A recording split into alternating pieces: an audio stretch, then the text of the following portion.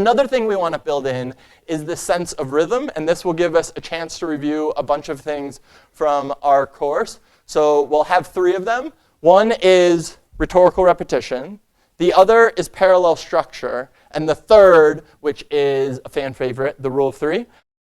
We'll start with rhetorical repetition and the speech that I think every middle schooler, high schooler learns about, which is Martin Luther King's I Have a Dream speech in 1963, where he intentionally repeats, I have a dream, I have a dream, I have a dream.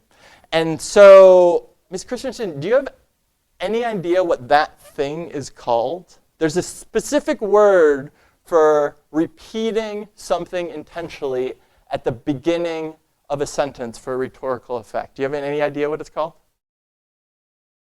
Yeah, few people do, and that's okay. It's got a terrible name. It's called Anaphora. No one really ever remembers that, so we just talk about it in terms of rhetorical repetition. That seems to be, at least with my students, particularly the undergrads, they remember that a lot more than Anaphora. And so we have some examples of this. So the Home Depot, their slogan is this, Ms. Christensen?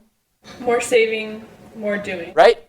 That's Anaphora. That's rhetorical repetition. And we're going to use marketers and other people who are good at communicating ideas so that we can see, okay, it's not an accident that they're using these structures. Maybe we can borrow them. So that's rhetorical repetition at the beginning, Anaphora. Rhetorical repetition at the end is called epistrophe. Again, not a very easy name to remember. So just think, rhetorical repetition, I could do it at the beginning. I could do it at the end. Rhetorical repetition at the end, we have an example from the Homeland Security. So Mr. Patel, you want to read their slogan? If you see something, say something. Yeah, so you could already guess before we get to it. And that's the power of a really compelling structure, that you get the audience to start to fill in the information without even having to tell them.